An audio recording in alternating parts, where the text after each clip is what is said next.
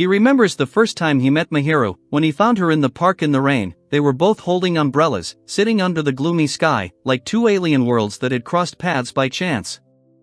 He had just moved into a new apartment and realized that his neighbor was Shina Mihiru, the school beauty whom her classmates called an angel for her perfection.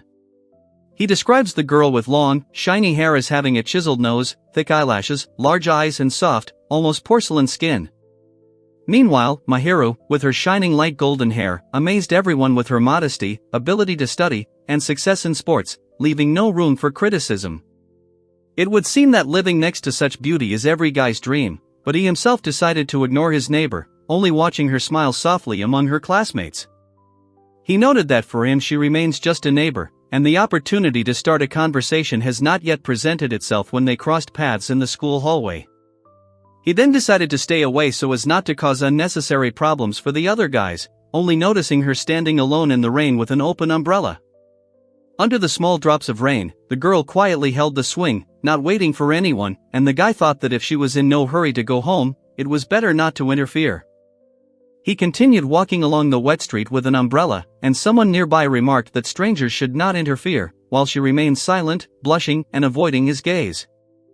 He slowed his pace, hesitating whether to intervene, but his conscience wouldn't let him pass by, and then he asked why she was sitting on the swing in such weather. The young man offered to help her, surprised that she remembered his name, but she calmly said that she was grateful, but came here herself and asked not to worry. She continued to sit silently in the rain, and he tried to persuade himself to leave everything as it was, realizing that she clearly had a problem, but she didn't want to share it. After this, he handed her his umbrella, saying that she had better take it home, otherwise a cold was inevitable, and noticed her confusion from the unexpected concern. Then he walked away through the rain, thinking that he was not going to interfere anymore, since they were almost not connected, but he decided to help at least this once. The next day, the two boys were arguing about their noses, and the dark-haired one remarked that he himself was feeling unwell, while the fair-haired one called him a man with concern. The blonde man introduced his close friend Izuki Akazawa, who admitted that he got caught in the rain yesterday and gave his umbrella to someone else, afraid that the school would find out. Meanwhile, a girl with long blonde hair calmly walked past the window, and the narrator noted that in the morning she looked completely healthy. The conversation turned to who exactly had received the umbrella that had given him the cold, and one of the boys recalled Shina's confused expression, joking that it had been a random child passing by. A friend teased Amain for not drying himself off properly after the rain, which was the cause of his illness, and Amain himself was surprised at how he learned such details. Soon, the disheveled comrade said outright that he didn't care about Amain's health, criticizing her unkempt room and habit of eating store-bought bento and bars instead of proper food. He agreed to follow the advice and rest, and his friend, smiling, insisted that he simply go home and spend the rest of the day quietly. Then the green-eyed friend jokingly said that it would be nice to have a girlfriend who would take care of him, but the dark-haired young man sharply cut him off that those who had girlfriends should keep quiet. After this he hurried home, assuring himself that he felt fine, although his headache and runny nose were making themselves known, but soon his throat began to hurt, and fatigue fell upon him right at the door. Meanwhile, the girl with the umbrella was wondering whether she should return what she had taken, but the young man assured her that it was not at all necessary. She approached him in the hallway and cautiously asked if he had a fever, but he calmly replied that their meeting was just a coincidence and had nothing to do with her. Then she noticed that he got sick precisely because he shared his umbrella with her, but the guy firmly replied that it was his decision and it was not her fault. She insisted that her presence had caused his cold, and he awkwardly assured her that there was no need to worry and everything was fine. After this, the girl thought about how hard it was to make decisions on her own and how strange it was to worry about someone else's concerns, and he nodded shyly and wished her all the best. He had already opened the door and was about to enter the room with relief, but suddenly froze when someone grabbed his arm from behind. It turned out to be Mihiru, who firmly said that she would not leave him alone and would definitely repay him with kindness, then went in with him, and he admitted in his heart that he did not have a girlfriend to look after him, and now it was as if an angel had appeared next to him. The guy blushed and became embarrassed when she helped him, and at that moment they both noticed that the room was in disarray, littered with trash and scattered things, and he regretted letting her inside, calling the sight shameful. Then he mentally reproached himself for not cleaning up beforehand, and, sinking onto the bed, felt ashamed and tired, while she supported him and helped him through the chaos. Before leaving, the girl asked him to change. He asked if she would come back, and she calmly said that her conscience would not allow her to leave him alone in such a state. After that, he entered the room with a heavy sigh, quietly apologized and again noted to himself how unpleasant his mess looked, involuntarily recalling the image of the girl in the rain. When he woke up, he realized he had fallen asleep, and she gently said that it was already 7 in the evening and he had slept for several hours, handing him a bottle of sports drink. She then brought some medicine and suggested he take it with food, asking if he was hungry. He admitted he was a little hungry and was surprised to hear her plan to make him some rice porridge. He asked if she'd cooked it herself, and she asked with a hint of irony if there was anyone else in the house, then added that she'd eat it herself if he refused. He then quickly asked her to buy him a treat. The thought flashed through his mind that she wasn't just caring for him, but also feeding him, and then she handed him a thermometer. The girl shyly asked him to wait until she went out before he adjusted his clothes, and he calmly asked her to bring the porridge, which left her completely confused. My hero hurried out, almost tripping, and Aman was overcome with thoughts about how everything had come to this, and he decided that she felt guilty for what had happened. At this time, my hero was thinking that going to a strange guy's apartment was reckless and even dangerous, but deep down she knew that her actions meant that he was just as worried about her.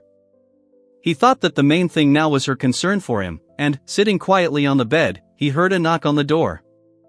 Then the girl came in with a plate of porridge and reminded him to take his temperature, to which he replied that he had not done so yet, but soon showed that the check was complete. She asked about his readings, and the young man, sitting up in bed, said that the thermometer showed 38.3, adding that medicine and sleep would help him feel better.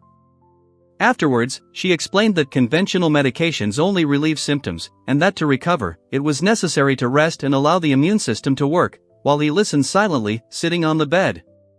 A bowl of plum rice porridge, made thinner to make it easier on his stomach, appeared before him, and the young man looked at the treat in surprise. The girl carefully handed him the bowl, saying that the food was not too hot, and he thanked her, noticing the pleasant warmth, as if she had deliberately cooled the dish. He looked closely at the porridge in his hands and asked if she wanted him to feed her, but she refused, and he admitted that he did not expect her to be able to cook. Then he confidently said that he could cook himself, since he lived alone, and she calmly reminded him that first she needed to tidy up the room, and he immediately agreed. The boy slowly began to eat the porridge, noting that the taste was perfectly matched, a slight saltiness smoothly spread across his tongue. The plum's subtle acidity and saltiness balanced the flavors, making the dish perfect, and as he ate with relish, she happily remarked that it was delicious, and he quietly thanked her. The girl smiled softly, noting that it was just rice porridge and it didn't matter who cooked it, and he listened to her words in surprise. Then he understood why everyone around him thought she was cute, and he realized it with a new expression on his face, full of slight warmth. In his mind, Sheena seemed flawless, like a skillfully crafted work of art, but her embarrassment and sincere smile seemed completely different to him. He hesitated when she said his name and, denying that anything had happened, continued eating, thinking that he could not yet tell her the truth, and she watched silently. My hero reminded Aman to rest and rehydrate by showing him an empty bottle, then offered him a wet towel, explaining that she had prepared a bowl of water so he could wet the cloth and wipe away the sweat. He noted her politeness, despite the fact that this was perhaps their last meeting, and she was thoughtfully thinking about what would happen next. The girl cautiously asked if she could ask a question, and he responded with a counter-question about what exactly he was talking about, after which he asked why she was sitting on the swing in the rain and whether it was connected with a fight with her boyfriend. He remembered her lost look that night and admitted that he had given her the umbrella more out of curiosity than anything else. She calmly said that she didn't have a boyfriend and had no plans to start a relationship, and he was surprised and asked why she thought he thought that, reminding her of his popularity. She quietly explained that she had never had a boyfriend and was not one to get involved in multiple relationships, answering his incorrect assumption.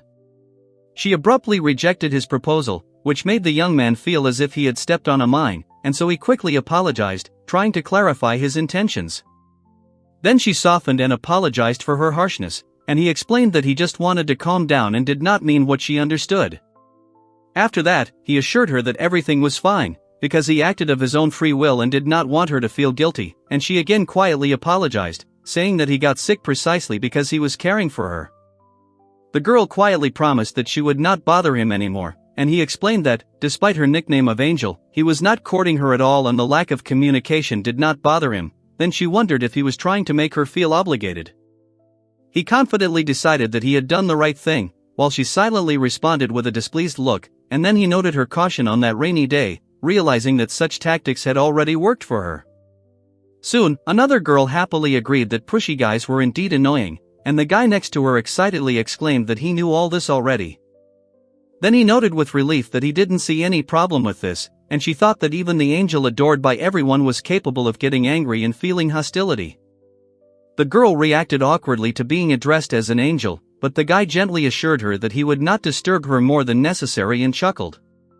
She bowed politely before leaving, and he, lying exhausted on the bed, reflected that too much had happened in one day. Amano thought about the sharp-tongued girl courting him, and felt strange that it would remain a secret while she quietly held his hand and an unspoken connection formed between them. The girl with long blonde hair turned away, deciding that tomorrow they would be strangers again, and he lay under the blanket without sleep, thinking that this was exactly how everything should be. The next day, a cheerful classmate greeted Aman and asked if he was feeling better, to which he replied in the affirmative and heard the advice to take care of himself and at least start by cleaning his room. The dark-haired teenager said that there was nothing to worry about and added that he had realized this over the weekend and would soon clean up the mess, while his fair-haired friend asked again in surprise. Then he noticed Sheena walking with her usual group of popular girls, and his friend suggested that they choose a place for their walk next time, to which the young man agreed. He chuckled, thinking that she looked completely different at school, whereas she gave everyone a soft smile as she stood among the flowers, and someone nearby started a conversation. Two guys were walking down the hallway, and one asked the other if he thought she was cute. The other admitted that he admired her beauty, but he already had a girlfriend, which caused the other guy's displeasure.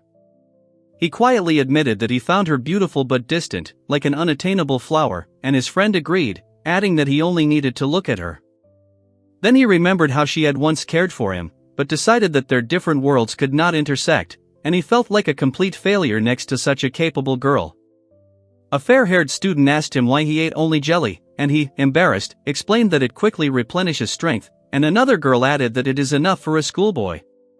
She pointed out that there was no point in asking about his cooking skills, and then criticized his cleaning, but he sharply replied that it was none of her business and told her to be quiet, after which he asked her to wait a bit, and she turned away and quietly exhaled.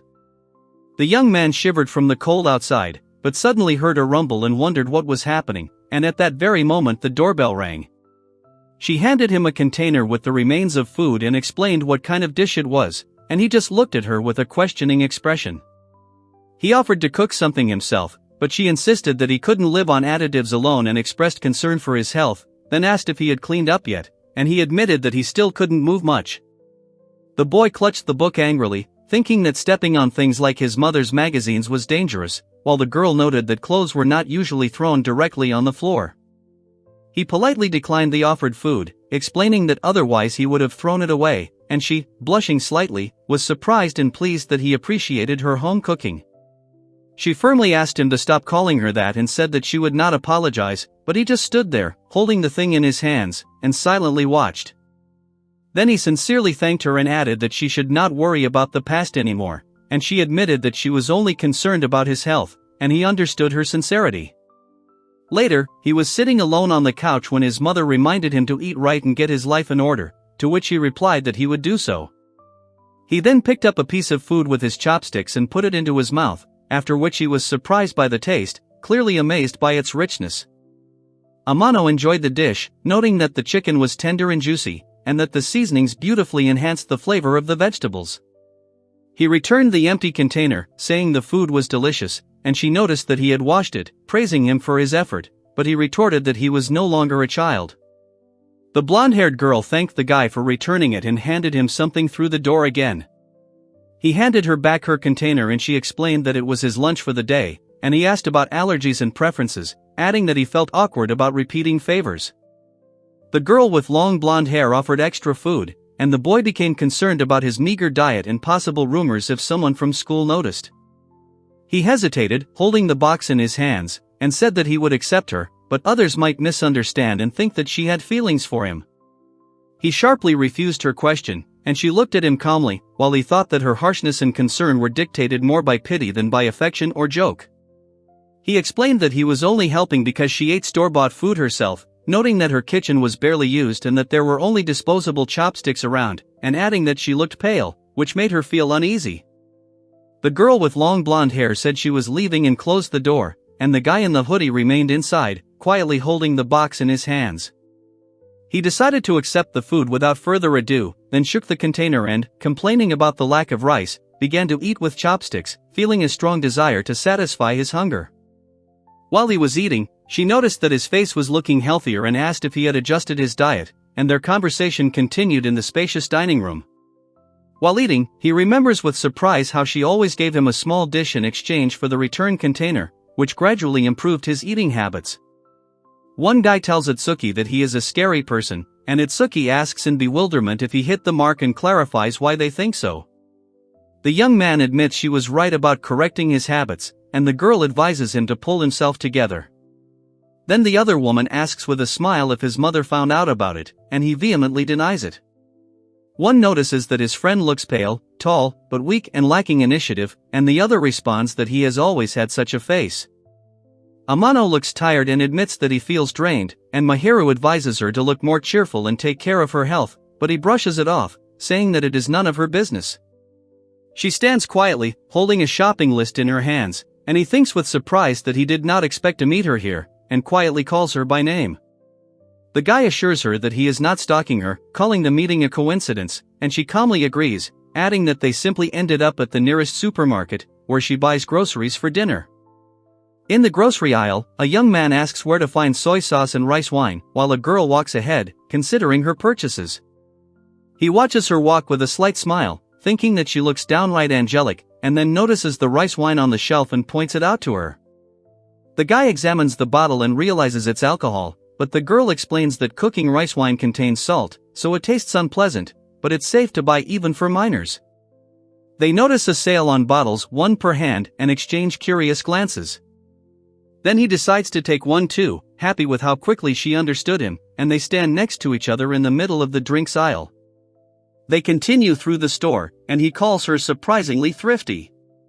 She explains that she simply doesn't want to miss out on cheap products, and he notes that this is typical of the Japanese.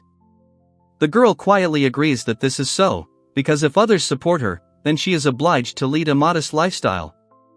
The guy is holding a basket of food, and she's hesitant to buy it for him, calling it unhealthy. But he insists it's his dinner and says it's none of her business.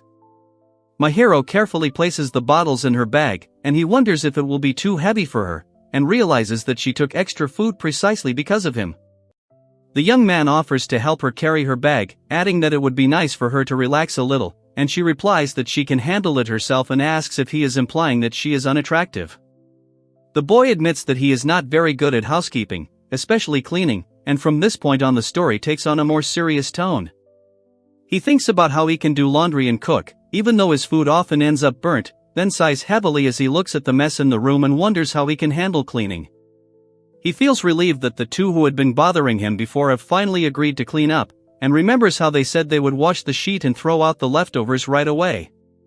He hears the doorbell ring and considers for a moment what to do next, then quietly notes the sound with a focused look. A loud knock makes the girl jump. She mentally calls the newcomer her savior, and a guy appears at the door, apologizing for coming early to pick up the container.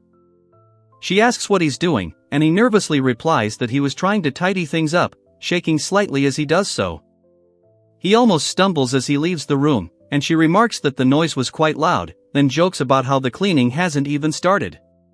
He admits he just doesn't know how to get started. He hesitates, not daring to directly ask her for cleaning advice, and she looks at him silently, and he wonders if she is even willing to help. The girl, surprised, offers to do the cleaning herself, which stuns him, and he responds with a confused look.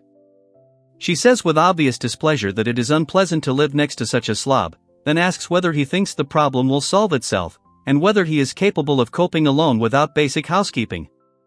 The girl gently scolds him for the mess, and then asks if she can clean his apartment, genuinely happy when he agrees.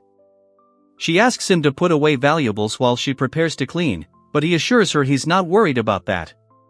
Then she hesitates and tries to clarify her concerns. She shyly asks him if he has something boys usually hide, to which he replies that, unfortunately, he doesn't have that. She calmly agrees.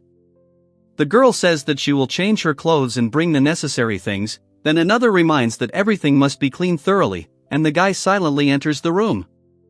He asks if she's sorry about getting her clothes dirty, and she replies that she was just about to throw them away while carrying the bucket. He then remarks to himself that such things look surprisingly good on her, realizing his misjudgment. They stand amid the chaos, and she firmly declares that she will see this through to the end, and he quietly expresses his agreement. She asks if he is happy with this approach, her eyes sparkle with determination, and he confirms it with a smile. She suggests putting clothes in a laundry basket to start, explaining that cleaning is usually done from top to bottom, but the problem needs to be addressed first before using the vacuum. She asks if he wants to sort the clothes himself or wash everything, and he says it's her decision. Then she asks about the laundry and learns it's in the dresser. The girl advises him to get rid of the magazines, adding that it would be a different matter if he were a collector, but judging by the way he handles them, that is clearly not the case. They discuss sorting clothes and magazines, with the girl seriously insisting on separating the necessary from the trash, and he agrees, but hesitantly. She asks if it bothers him that she's giving orders, and he admits that she works very quickly, although he feels awkward that she's wasting her day off on his chaos. Sheena asks him not to address her in a masculine manner, explaining that otherwise she'll have a hard time sorting through his things if he sees her only as a stern mentor. At that moment, the boy thinks of her with gratitude and admires her willingness to help. He carefully folds the laundry into the basket while she arranges a stack of books on her lap. Observing the number, he thinks there are too many, and she looks at the pile thoughtfully. Amano smiles softly as Mahiro tiredly wipes his forehead and stands up, but suddenly stumbles, drawing his surprised attention. She admits it's her own fault but insists on continuing cleaning. He apologizes and asks if she's hurt, and she assures him she's fine and thanks him for catching her.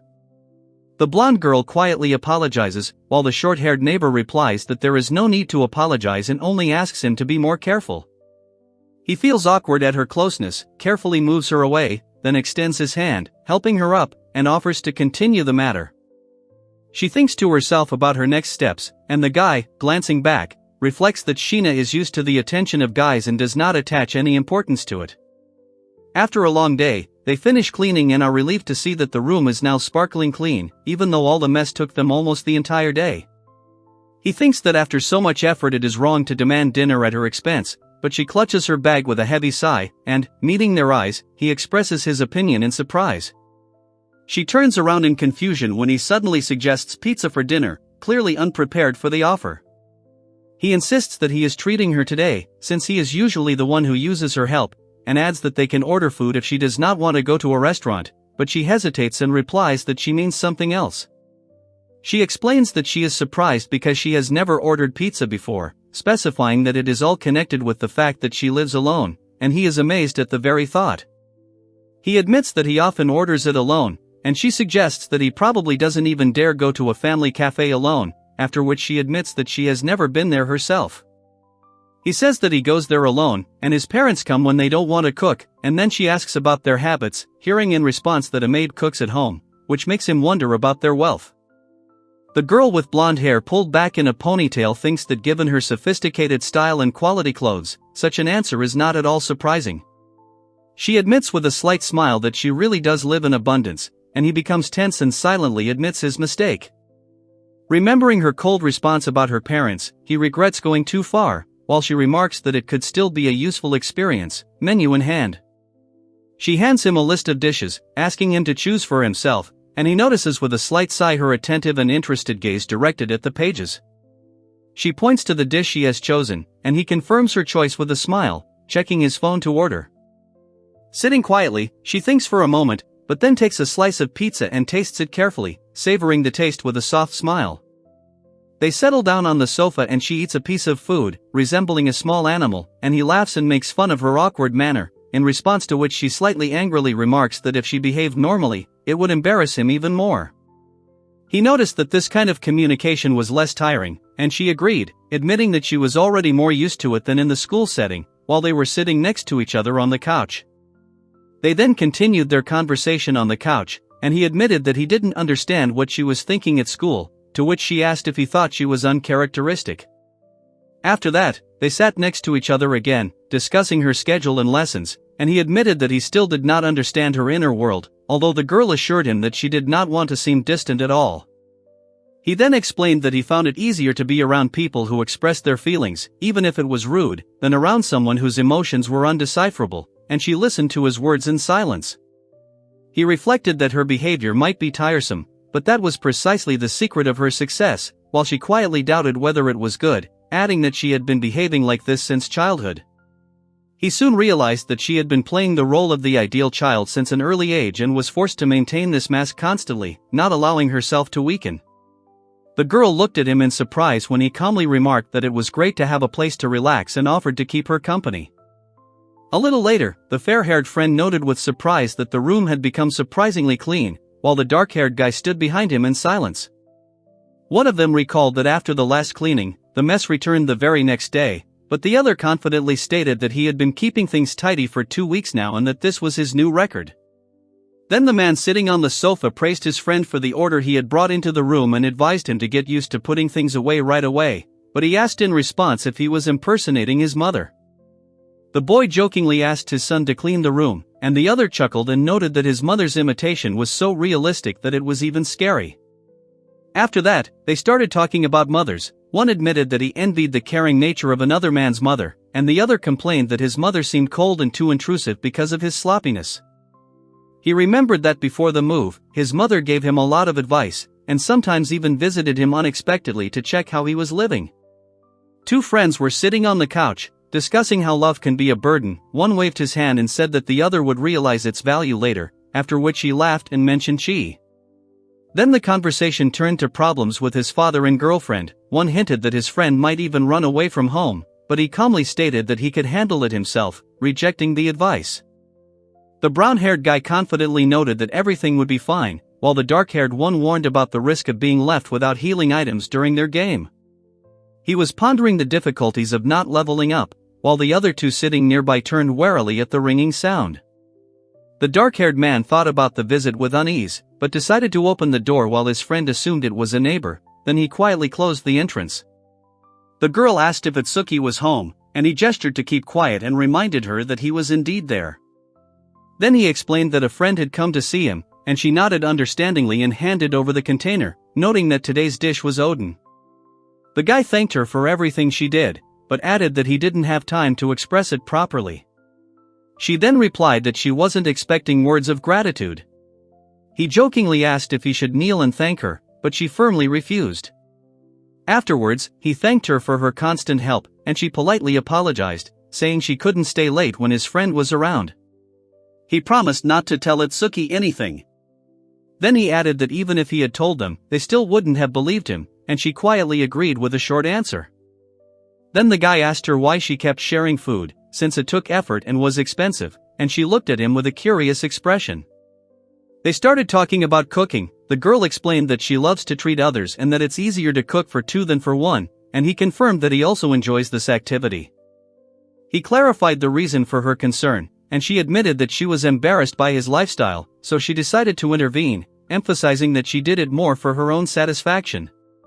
She told him not to worry and to consider it a windfall, after which she left, and he was left hesitating, thinking that it was wrong to accept everything for free.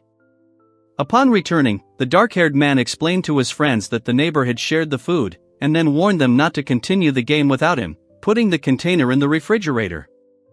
His disheveled comrade chuckled, holding the gamepad in his hands, and soon he came back in, declaring that he had already defeated the boss, which surprised his friend quite a bit. Later, the young man approached the girl sitting alone on a bench and asked what she was doing, but she briefly replied that nothing special. He looked at her carefully and doubted that she had no problems, trying to understand what was bothering her, until he finally noticed the white hairs on her clothes and was surprised. My hero suddenly asked him whether he preferred dogs or cats. When he hesitated, she admitted she'd rescued a cat stuck in a tree, which he dismissed as too trivial. Then he calmly told her to take off her tights, to which she responded with a stunned and perplexed look, asking again what he said.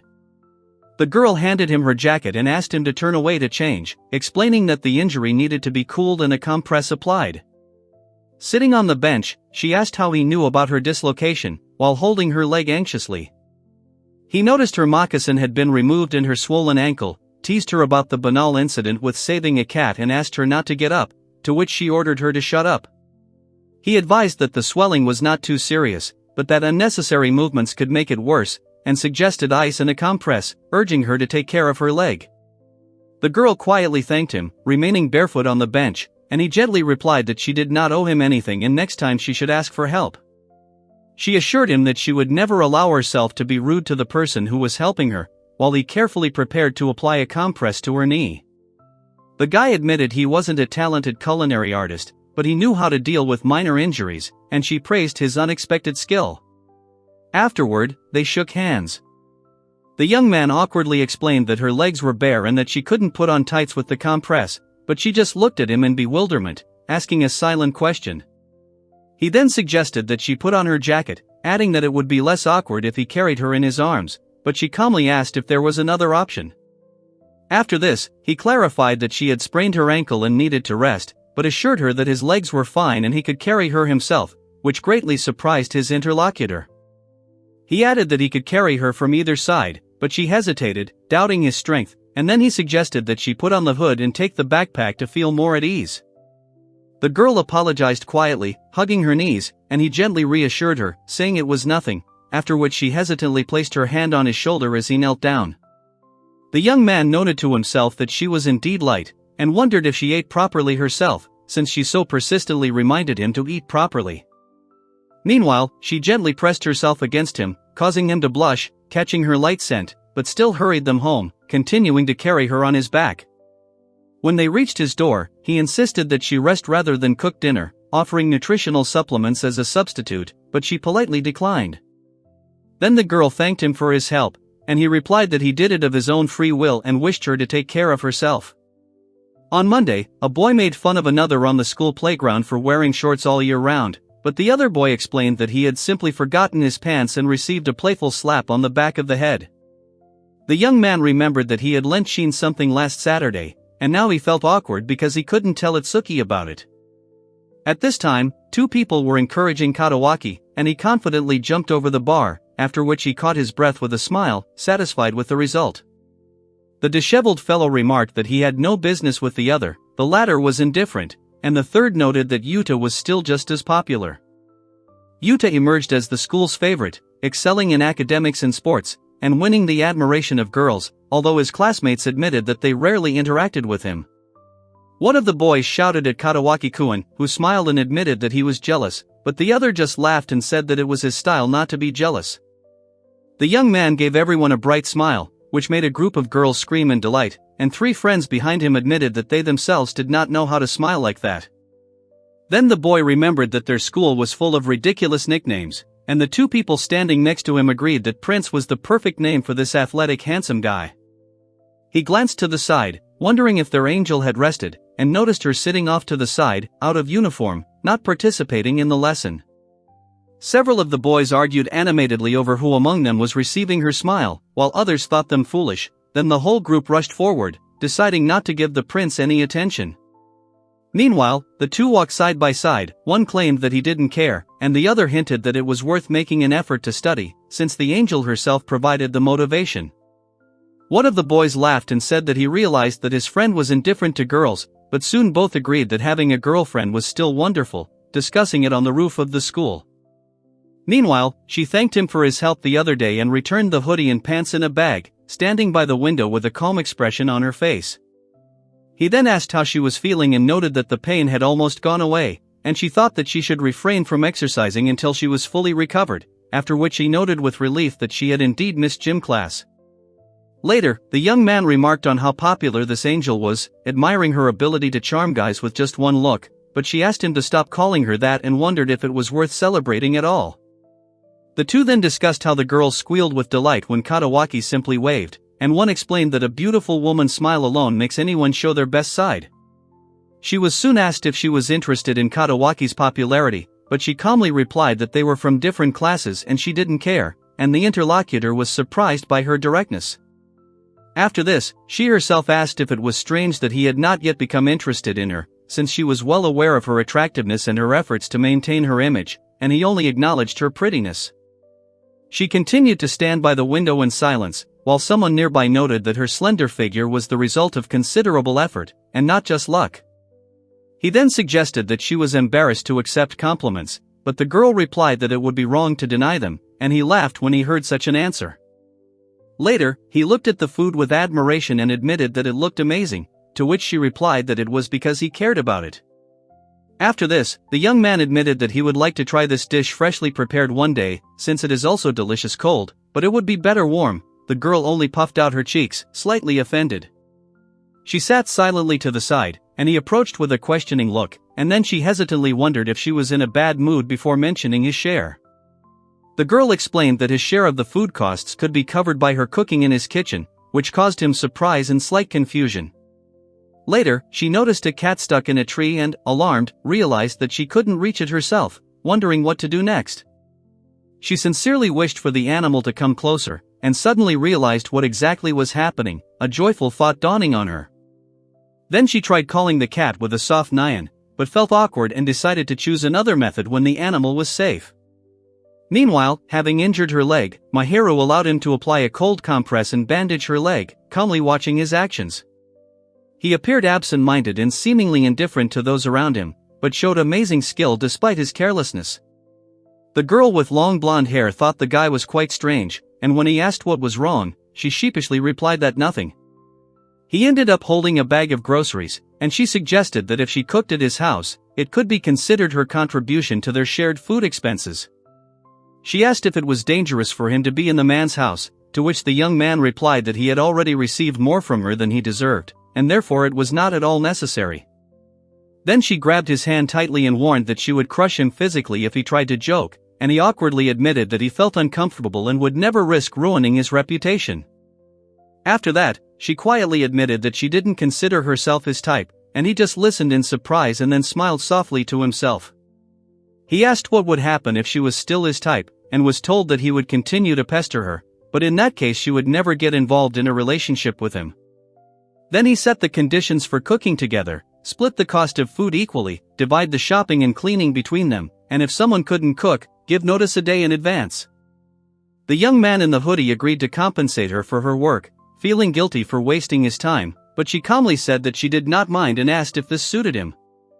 The girl calmly announced that the issue was resolved, and he agreed, adding that he would come again tomorrow, thinking that everything had simply worked out that way. She reached over with a bag of groceries in her hands, and the guy sharply told her to shut up after she remarked that the kitchen looked almost unused. He pointed out a multitude of good tools, adding that it would be foolish not to use them, and she picked up a frying pan and said it seemed like the utensil itself was crying without being used. Then he offered to cook her best dish to stop the tears.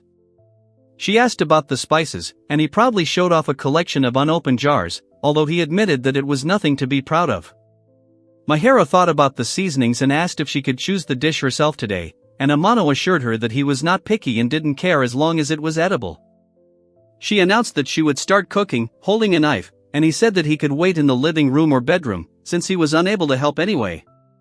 The girl admitted that he was indeed troublesome, but reluctantly agreed, and he nodded and noted that there was no need to embellish the truth, calling it completely honest.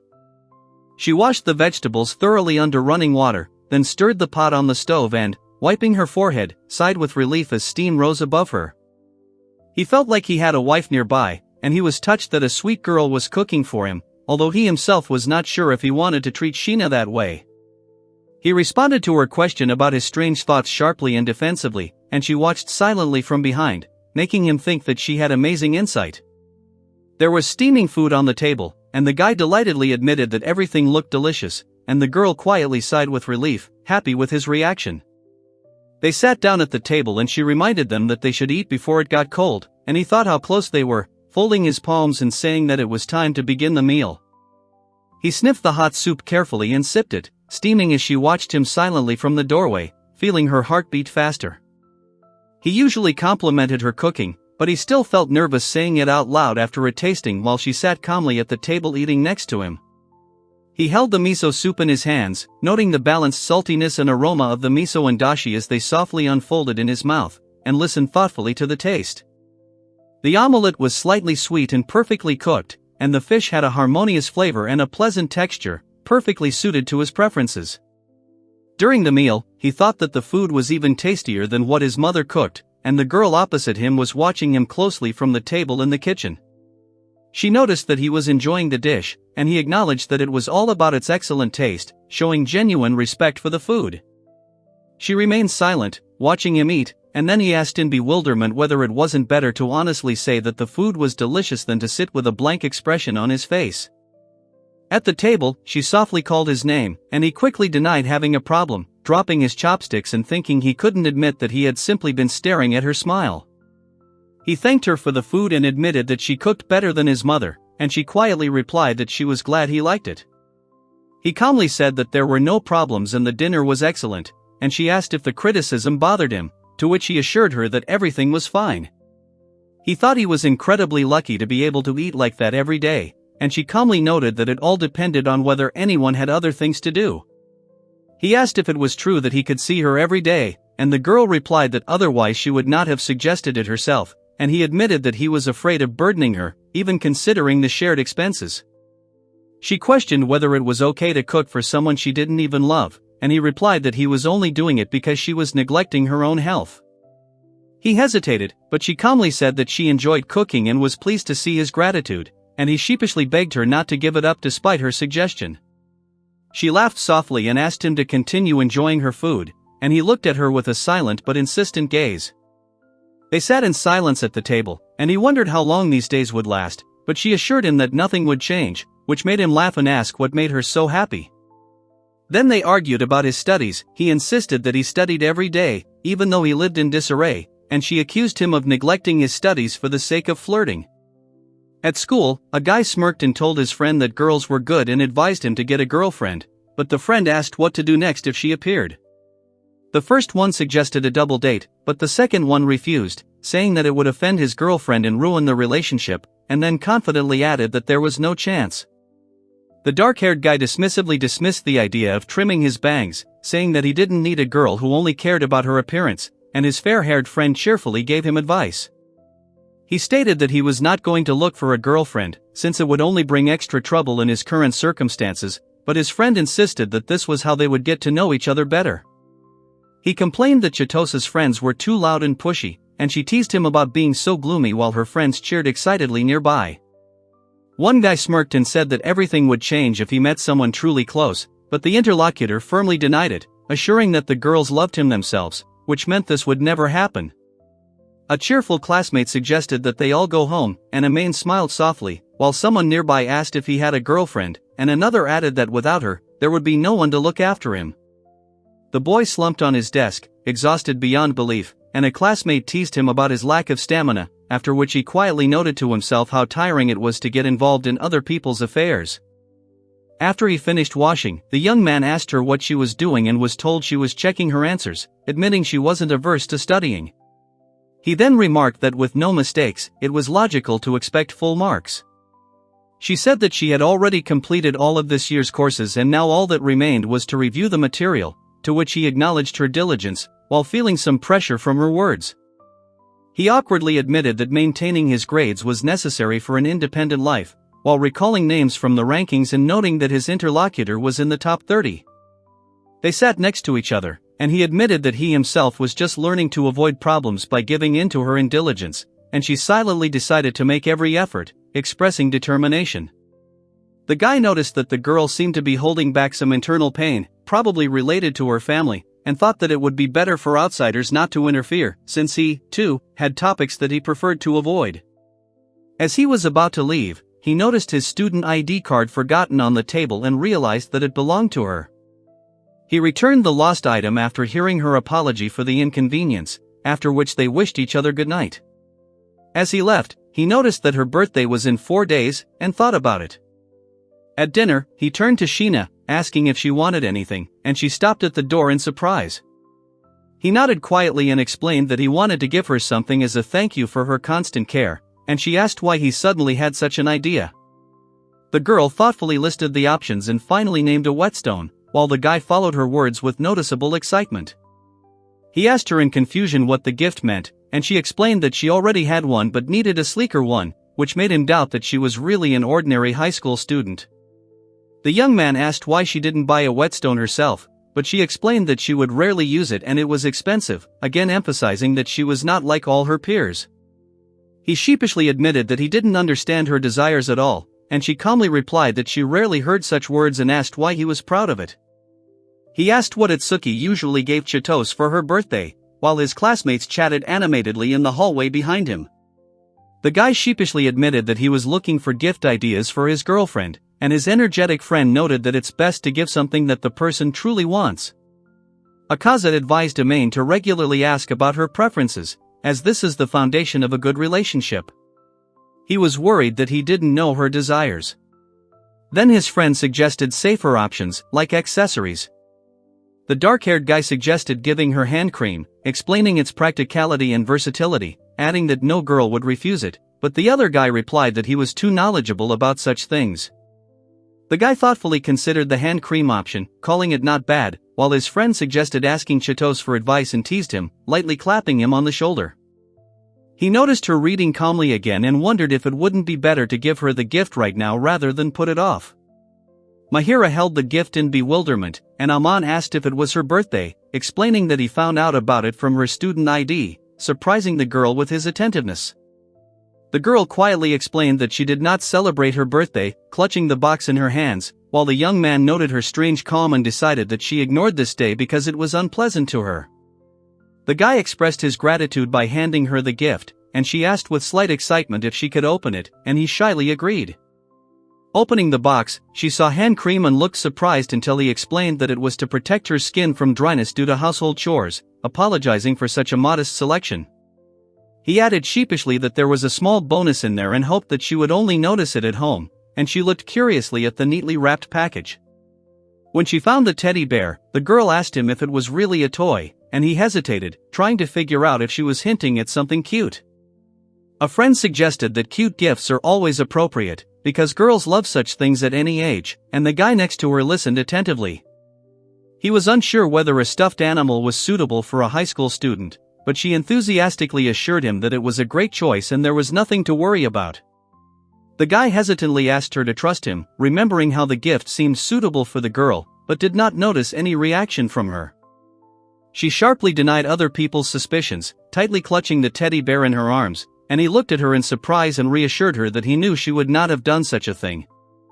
The girl hugged the stuffed animal and insistently declared that she could never act heartlessly, promising to keep the gift as a precious thing. He felt confused and admitted that it was unfair, because her warm gaze and the trembling tenderness with which she held the toy had a strong effect on him. The girl softly admitted that it was the first time she had received such a gift, and then revealed a secret: she hated her own birthday and had never told anyone about it. The guy admitted that he was usually afraid to accept gifts from strangers, but she noted that he did not reject her gift, still holding the teddy bear in his hands. He hesitantly tried to stroke her head and thought that beautiful girls were scary, trying to pull himself together while she watched him with interest, clutching the toy. Amane smiled shyly when asked how the meeting with the girl he gave a gift to went, while around him, his classmates went home, saying goodbye to each other. The dark-haired young man calmly explained that they had only gone shopping together and denied anything more, which surprised the two people standing nearby. One of them remarked that it was unusual for him to show interest in someone and added that Amane had clearly become close to the girl, to which he reacted with caution and surprise. In class, one student questioned why his neighbor should take care of him, while another recalled the food he had received from her and noted that he himself was not from around here and did not socialize closely with girls. The fair-haired boy told Amana that his complexion had noticeably improved, and the girl behind them also noted this with surprise. The same classmate confidently suggested that since she often brought food, it meant he should give her a birthday present, and the dark-haired boy thought he had hit the nail on the head. After one of the boys brushed off the other's words, one of the girls told her friends that they would follow him and see if there was a girl nearby, but the boy next to her warned them not to discuss it out loud, calling them boring. He sighed with relief, saying that he had barely gotten out of it, and she asked what was wrong, and he explained that he had asked Itsuki and his friend for advice, but they had misunderstood everything. He admitted that Shina was cute and even once wanted to stroke her head, but was again struck by her beauty, after which he sighed, thinking about the strange conclusions of his friends. The guy quietly noted that he respects her as a person, but does not want her to become his girlfriend, considering it too big a step. She clenched her fist tightly and thought that this was not a romantic relationship, but he glanced behind her, noticing her behind a book. The young man was thinking about this new feeling when suddenly his phone rang, and he, thinking it was a message from Itsuki, opened it while sitting next to the girl reading. Amain received an animated letter from a friend in which she inquired about his exam and told him not to leave the house on Saturday because his grandfather would send him some fruit, and he muttered something about his schedule. He explained that his mother would send him apples from his grandfather on Saturday when he was asked what had happened. She offered to divide the fruit before it spoiled, and he hesitated, deciding that she was already doing too much, but the girl assured him that she would prepare lunch in advance. She calmly admitted that it was not difficult for her to cook for him, and he replied with slight surprise that he would then rely on her, sitting next to her in silence. The guy relaxed on the couch, praising her carbonara, when suddenly he heard the doorbell ring and was surprised who had come, and the girl offered to check the delivery. But it turned out that it was not the courier standing behind the door, but his mother, which spoiled his mood, while the guest clarified whether it was really his mother, and he thought about the spare key. He decided that his mother loved surprises and her insistent advice to stay at home meant that she herself was going to check how he was coping with everyday life. The young man sighed, explaining that she hadn't said anything beforehand because she had expected to see order, and the girl herself looked at the disorder and wondered what to do with Sheena's presence. She reasoned that Sheena wouldn't want such absurd suspicions either, and was afraid of stupid misunderstandings if she left right now, but suddenly she heard the girl's voice behind her. The boy anxiously wondered what to do as the call continued to ring, and quietly apologized to Sina for raising his voice. He asked her to wait a little in his room, and she looked at him in surprise, but still agreed, albeit with noticeable uncertainty. He handed her the spare key, apologizing and explaining that he would try to distract his mother so that she could slip away at an opportune moment, and she listened silently. He made a plan to invite his mother inside, compliment her cooking, and offer to go together to buy the missing ingredients, while Sheena was to leave quietly. He then said that they had supposedly cleaned up after dinner and offered to hide her shoes and things in his room, asking if he could count on her, and the girl hesitantly agreed. Receiving the bunch of keys, she folded her hands in front of her, looked down, and showed a mixture of surprise and doubt. The cheerful woman greeted Amain warmly, glad that he was okay, and he wearily replied that he was fine and didn't need to come. The guest teased him, saying that he had become nicer, which made the young man embarrassed. Then he thanked her for the journey and still asked her to return, but she insisted that she had come specifically to visit him. He tried to stop her from entering by asking who had given permission, but she confidently reminded him that she and Shuto-san were paying the rent. Then he asked her to inform him in advance about such visits, but she said with a smile that it was precisely the sudden visits that allowed him to be truly tested. She reassured her son that there was no need to worry, and upon entering the tidy apartment, she noticed that the place was clearly kept in order, despite his resistance. The woman was surprised, admitted that she had never seen him doing household chores, and then reluctantly agreed that he was right. She gently squeezed his cheeks and asked if he was eating nutritious food, and he admitted that it was thanks to her, while mechanically patting his face. She noticed an item in the dishwasher and asked what it was, and he replied that he cooked and washed all the dishes himself, so there was no need to worry about cleanliness. The woman squinted at the draining board full of plates and cutlery and asked if they were meant for two. She admitted that she had forgotten to put something away, explaining that a friend had come to see him, which made the young man realize how perceptive she was and made his heart beat faster. She stood with her back to him and said that she was genuinely amazed at how clean the lonely schoolboy's apartment was, after which she concluded that he had passed the test. The woman warmly assured Amain that he had indeed grown up, and he replied that he was fine, and she managed to surprise him by instinctively touching his hair. She thought that the girl was probably already satisfied, and announced the next task, checking the bedroom, which made him noticeably pale. The guy quickly stopped her, reminding her that even between mother and son there are boundaries, but she stood her ground and said that she would stop Sheena at all costs. He acknowledged that there could be some questionable things in a high school student's room, and she smirked, suggesting that he had something to hide, which he sharply demanded she leave alone. The young man imagined the worst possible outcome, determined not to allow it, because if his mother found the girl there, her fantasies would turn into wild guesses. He was determined to hide Sheena at any cost, even if the situation became humiliating, showing determination through the tension. The woman remarked that hiding something from one's own mother meant truly growing up, while he was thinking that if necessary he would have to act harshly.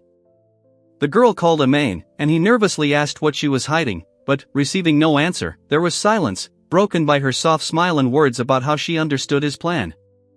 She carefully opened the door, and he stood behind her with a surprised look, watching as a bright, iridescent light poured out of the room.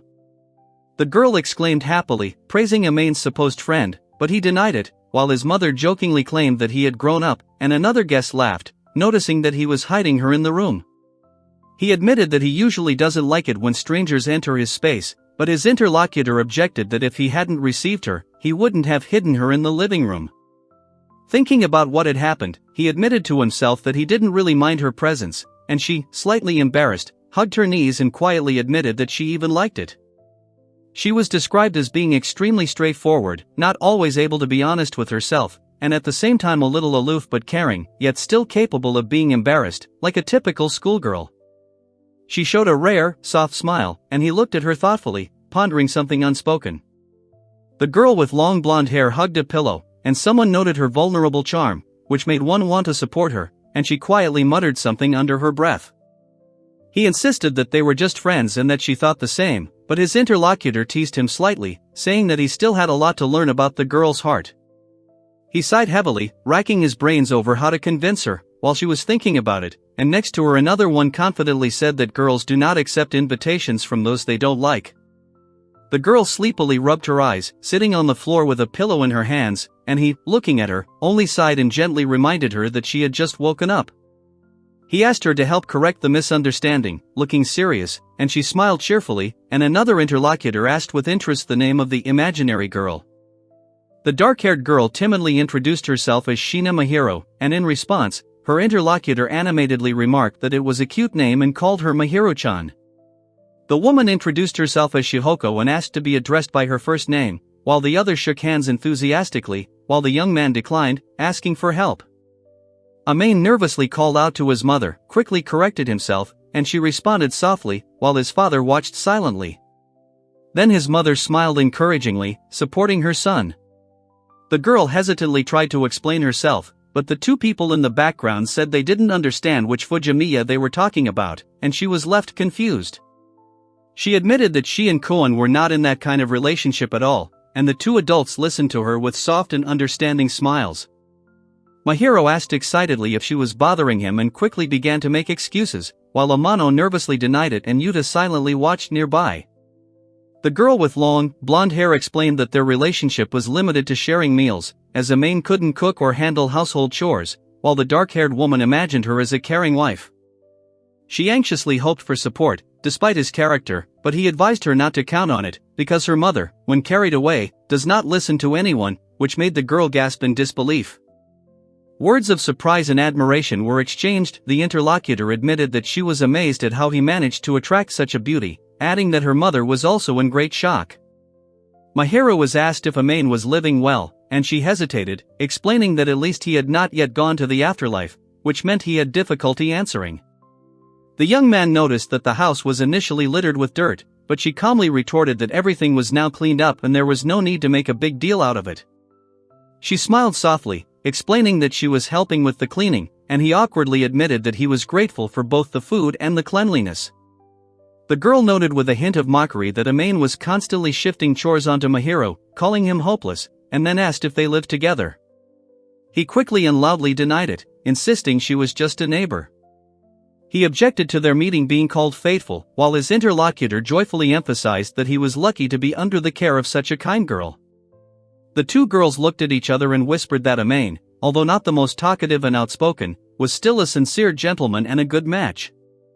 The woman laughed, mentioning his inexperience in relationships and expressing hope that Mahiro could guide him, causing the young man to flare up and demand his mother to shut up. He remarked that it was a shame to see him without a girlfriend, given his father's looks, and another suggested tailoring Amain to Mahiro's tastes. Then a third noticed that Sheena herself looked puzzled. The young man waved his mother off, asking how she could be so intrusive. She replied that she didn't want to disturb their sweet time and turned to leave. After that, the girls exchanged phone numbers. A guy and a girl were sitting on the sofa. She admitted that she was very tired, and he apologized for the sudden storm outside the window. She gently assured him that nothing terrible had happened, while he regretted not having cleared up the misunderstanding before she left. He hesitantly admitted that she seemed interested, and that her mother favored her as well, but warned that this could lead to trouble. She merely listened with a quiet smile. The blonde girl thought that Chihoko truly appreciated Fujimiya, while the boy and girl on the couch discussed how much depends on how exactly you say the words. The girl with long golden hair smiled softly and whispered that it was indeed good for them.